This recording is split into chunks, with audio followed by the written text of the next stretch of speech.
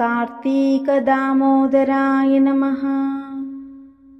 కార్తీక శుద్ధ ఏకాదశికే బోధన ఏకాదశి, దేవ ప్రబోధిని ఏకాదశి, ఉత్థాన ఏకాదశి అని పేర్లు. ఆషాఢ శుద్ధ ఏకాదశి అంటే తొలి ఏకాదశి. ఆ రోజున శయనించిన శ్రీ మహావిష్ణువు ఈ ఏకాదశి రోజునే యోగనిద్ర నుండి మేల్కొనే రోజు కాబట్టి ఇది ఉత్థాన ఏకాదశిగా అయ్యింది. దీనినే హరిబోధిని ఏకాదశి అని అంటారు. తొలి ఏకాదశి నాడు ప్రారంభమైన చాతుర్మాస్య వ్రతం ఈ ఏకాదశితో ముగుస్తుంది. మహాభారత యుద్ధంలో భీష్ముడు ఈ ఏకాదశి నాడే అస్త్ర సన్యాసం చేసి అంపశయ్య మీద శయనించాడు. యాజ్ఞవల్క్య మహర్షి ఈ రోజునే జన్మించారట. ఈ రోజున ఉపవాసం ఉండి విష్ణువును పూజించి రాత్రి జాగరణ చేసి మరునాడు ద్వాదశి ఘడియలు ఉండగానే విష్ణు పూజ చేసి పారణ చేసి వ్రతాన్ని ముగించాలి.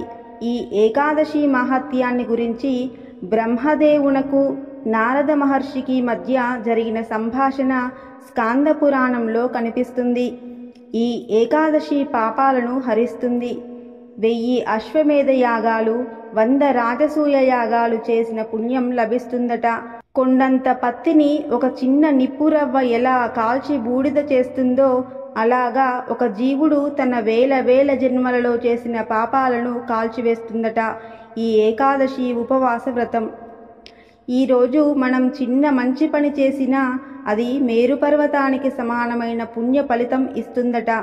ఈ ఏకాదశి వ్రతం చేసిన వారికి సాధించలేనివి ఏమీ ఉండవు. ఈరోజు ఉపవాసం ఉన్నవారికి ధనం, ధాన్యం, సంపదలు, ఉన్నత స్థానం కలగడంతో పాటు పాప పరిహారం జరుగుతుందట.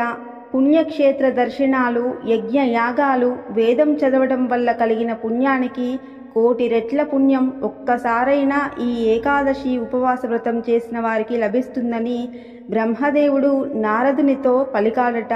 ఇంకా ఈ వ్రతంలో ఒకరికి చేసే అన్నదానం వలన సూర్యగ్రహణ సమయంలో పవిత్ర గంగా తీరాన 1,000,000 మందికి అన్నదానం చేసినంత ఫలితం లభిస్తుంది. వస్త్రదానం చేయటం వలన, పండ్లు, దక్షిణతో కూడిన తాంబూలాన్ని పండితులకు ఇవ్వడం వలన ఈ లోకంలోనే కాక మరణానంతరం పరలోకంలో కూడా సర్వ సుఖాలు లభిస్తాయట. ఈ రోజున బ్రహ్మాది దేవతలు, యక్షులు, కిన్నెరలు, కింపురుషులు, మహర్షులు, సిద్ధులు, యోగులు అందరూ విష్ణులోకం చేరి కీర్తనలతోనూ, భజనలతోనూ, హారతులతోనూ శ్రీ మహావిష్ణువును నిద్రలేపుతారు.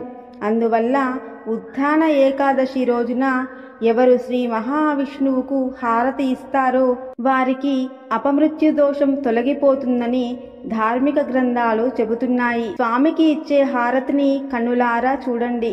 వీలైతే స్వామికి హారతి కర్పూరం సమర్పించండి. అపమృత్యు దోషం పరిహారం జరుగుతుంది.